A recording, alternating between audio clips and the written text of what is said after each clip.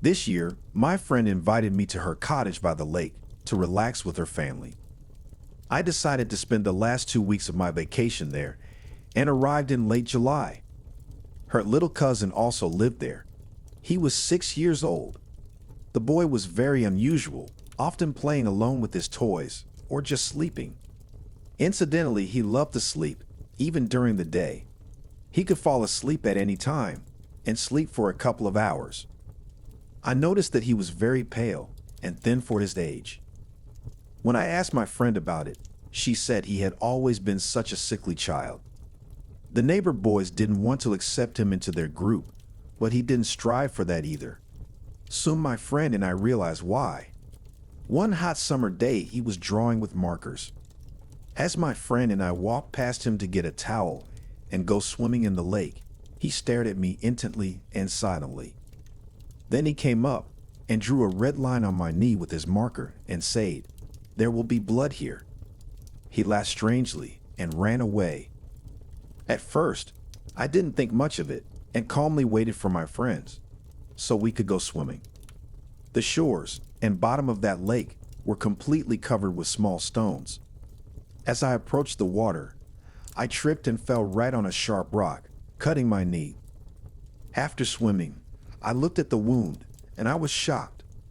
The wound was right where the boy had marked with the marker. There was even a trace of the marker line on the edge of the cut. I told my friend about it, and we decided not to tell the boy's parents so as not to worry them. The next morning, the boy woke us up and grabbed my friend's left arm. He said, "It will hurt here." After yesterday's incident, we guessed what might happen. And so it did. My friend fell off her bike and badly bruised her arm. The bruise was, of course, on her right arm. We were very shocked by these two events. We asked the child how he knew about our injuries. He said a woman in a black headscarf comes to him in his sleep and talks to him. She allegedly tells him what will happen to us and asks him to pass it on. We decided to tell his parents about it, but they didn't believe this story and thought we had just made it all up. They said their son just had a very lively imagination and we shouldn't pay attention to it.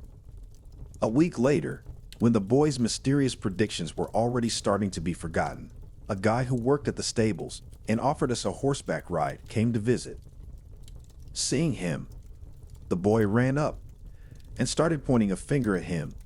"You will soon live in the cemetery." My friend and I were horrified.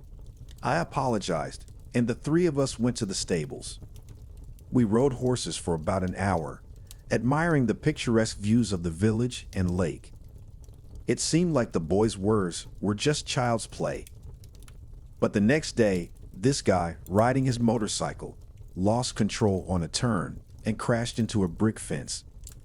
He died on the spot, and we were absolutely shocked. Now we could no longer ignore the boy's abilities.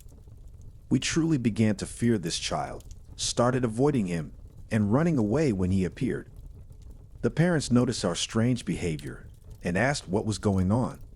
We decided to tell them the whole truth about their son's predictions. To our surprise, this time they believed us. It turned out they had also experienced strange things related to the boy's predictions, but preferred to keep quiet about it. The parents decided to turn to doctors and psychologists to understand their son's unusual abilities. But then my last day in those parts came, and I went home. As I got on the bus, my friend called me in tears and said her brother had drowned. What had drawn him into the water? He never went swimming. Perhaps the woman in the black headscarf called him. We'll never know.